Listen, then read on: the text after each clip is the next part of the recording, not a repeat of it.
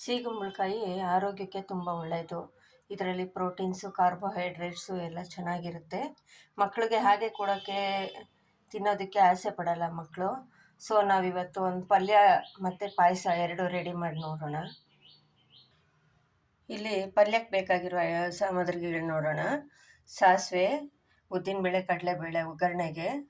ಇದು ಕರಿಬೇವು ಕಟ್ ಮಾಡಿ ತೊಗೊಂಡಿದ್ದೀನಿ ನಾನು. ಇದು ಒಂದು 5-6 ಹಸಿ ಒಣಗಿದ ಮೆಣಸಿನ್ಕಾಯಿ. ಹುರ್ಗಡ್ಲೆ 1 ಕಪ್ಪಷ್ಟು ತೊಗೊಂಡಿದ್ದೀನಿ, ಅದನ್ನು ಪುಡಿ ಮಾಡಿ ಇಟ್ಕೋಬೇಕು. ಇವಾಗ ಒಗ್ಗರಣೆ ಸ್ಟಾರ್ಟ್ ಮಾಡೋಣ. ಪ್ಯಾನ್ ತೊಗೊಂಡು ಅದರಲ್ಲಿ ಒಗ್ಗರಣೆಗೆ ಆಗೋಷ್ಟು ಒಂದು 4 ಟೀ ಸ್ಪೂನ್ಸಷ್ಟು ಆಯಿಲ್ ತೊಗೊಂಡಿದ್ದೀನಿ. ಮೊದಲಿಗೆ ಸಾಸಿವೆ ಹಾಕೋಣ. ಸಾಸಿವೆ ಚಿಟಪಿಟ ಅನ್ನೋಷ್ಟರಲ್ಲಿ ಉದ್ದಿನಬೇಳೆ, ಕಡಲೆಬೇಳೆ ತೊಗೊಳ್ಳೋಣ.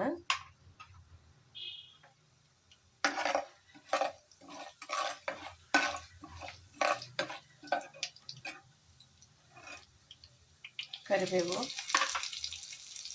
ಒಣಮೆಣಸು,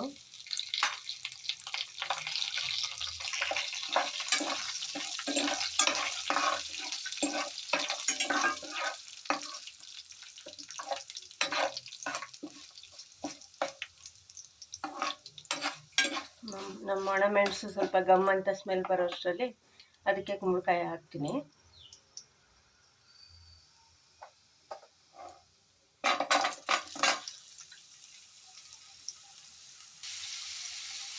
ಈಗ ನಾವು ತಗೊಂಡಿರೋಷ್ಟು ಕುಂಬಳಕಾಯಿನ ಹಾಕಿ ಚೆನ್ನಾಗಿ ಮಿಕ್ಸ್ ಮಾಡೋಣ ಒಗ್ಗರಣೆಯಲ್ಲಿ.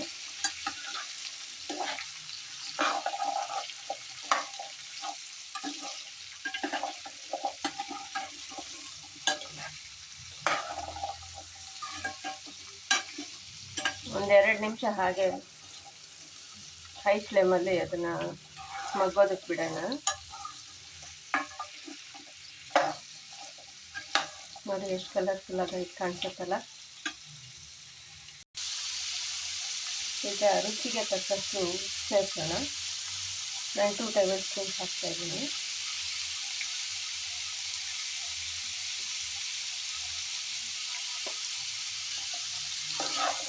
ಮತ್ತು ಎಲ್ಲ ಚೆನ್ನಾಗಿ ಸೇರಿಸಿ ಅದನ್ನು ಒಂದು ಪ್ಲೇಟ್ ಮುಚ್ಚಿಟ್ಟು ಸಿಮ್ಮಲ್ಲಿಡಬೇಕು.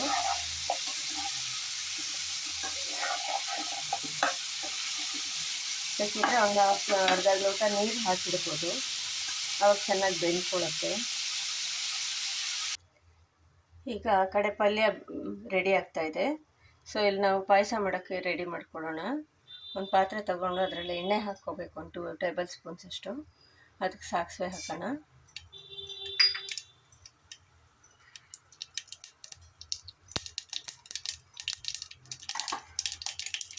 ಸಾಸಿವೆ ಚೆನ್ನಾಗಿ ಸಿಡಿತಾ ಇದೆ.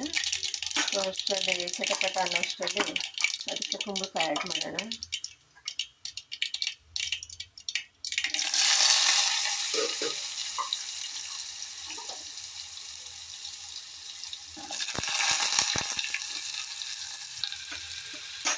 ಈಗ ಒಗ್ಗರಣೆ ಜೊತೆ ಚೆನ್ನಾಗಿ ಮಿಕ್ಸ್ ಮಾಡ್ಕೊಳ್ಳೋಣ ಇದನ್ನು. ಅದೇ ರೀತಿ ಇದು ಒಗ್ಗರಣೆಯಲ್ಲೇ ಸ್ವಲ್ಪ ಮಗ್ಗಕ್ಕೆ ಬಿಡಬೇಕು ಕುಂಬಳಕಾಯಿ.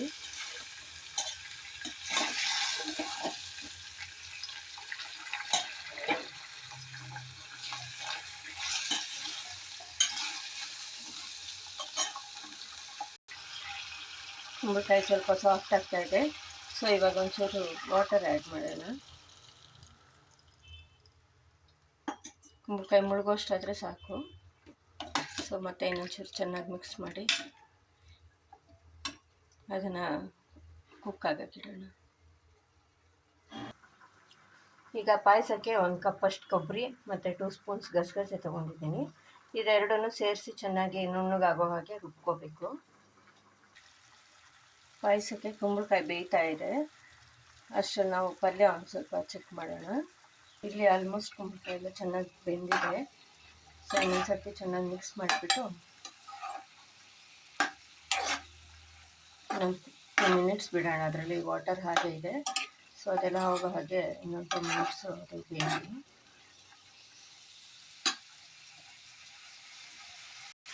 ಇಲ್ಲಿ ನಮ್ಮ ಕಾಯಿ ಗಸಗಸೆ ರೆಡಿಯಾಗಿದೆ.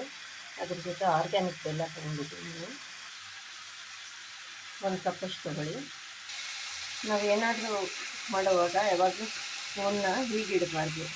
ಸೊ ಇದನ್ನು ಹೇಗೆ ಉಲ್ಟಾ ಇಟ್ಟರೆ ಅದು ಬಿಸಿ ಆಗಲ್ಲ, ನಮ್ಮ ಕೈ ಹಿಡಿಯೋದಕ್ಕೆ ಇಟ್ ವಿಲ್ ಹೆಲ್ಪ್. ಸೊ ತಣ್ಣಗೆ ಇರುತ್ತೆ, ಅದು ಅಷ್ಟು ಬಿಸಿ ಆಗಲ್ಲ ಅದು ಸ್ಪೂನು.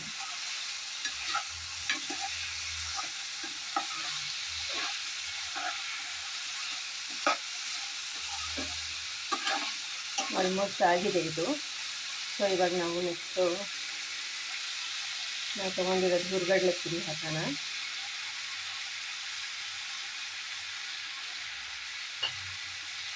ನಾನೊಂದು ಚಿಕ್ಕ ಕಪ್ಪಷ್ಟು ಕಾಯಿ ತುರಿ ತೊಗೊಂಡಿದ್ದೀನಿ. ಅದರ ಜೊತೆ ಕೊತ್ತಂಬರಿ ಹಾಕೋಣ ಒಂಚೂರು. ಇವಾಗೆಲ್ಲ ಚೆನ್ನಾಗಿ ಮಿಕ್ಸ್ ಮಾಡ್ಕೊಳ್ಳೋಣ.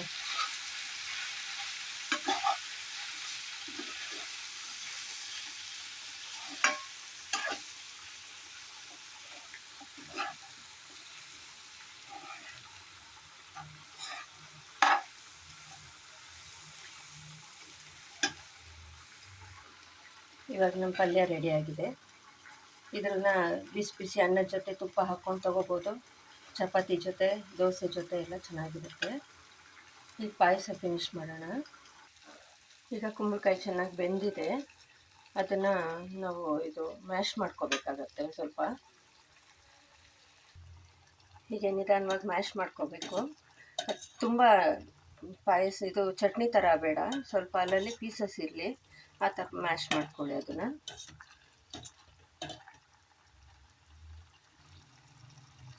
ಈಗ ಇದಕ್ಕೆ ಒಂದು ಅರ್ಧ ಕಪ್ಪಷ್ಟು ಬೆಲ್ಲ ಹಾಕ್ತೀನಿ ಫಸ್ಟು, ಮತ್ತು ಬೇಕಾದರೆ ಮನೆ ಒಂಚೂರು ಆ್ಯಡ್ ಮಾಡೋಣ.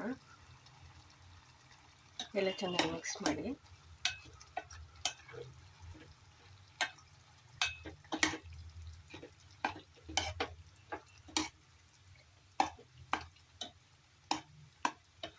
ಬೆಲ್ಲ ಎಲ್ಲ ಚೆನ್ನಾಗಿ ಕರಗಿ ಮಿಕ್ಸ್ ಆಗೋವರೆಗೂ 2 ನಿಮಿಷ ಹಾಗೆ ಬಿಡಿ. ಬೆಲ್ಲ ಎಲ್ಲ ಚೆನ್ನಾಗಿ ಮಿಕ್ಸ್ ಆಗಿದೆ. ಸೊ ಇವಾಗ ನಾವು ಅದಕ್ಕೆ ಕೊಬ್ಬರಿ ಗಸಗಸೆ ರುಬ್ಬಿದ್ದೀವಲ್ಲ ಅದನ್ನು ಹಾಕೋಣ.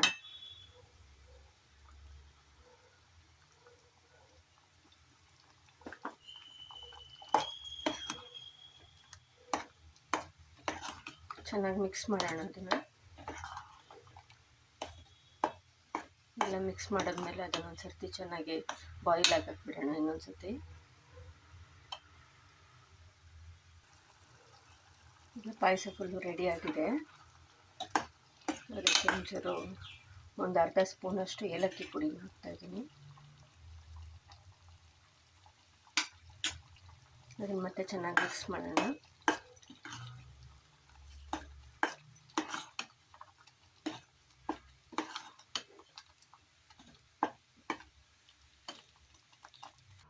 ಈಗ ಹೆಲ್ತಿಯಾದ ನಮ್ಮ ಟೇಸ್ಟಿ ಕುಂಬಳಕಾಯಿ ಪಲ್ಯ ಮತ್ತು ಪಾಯಸ ರೆಡಿ ಇದೆ.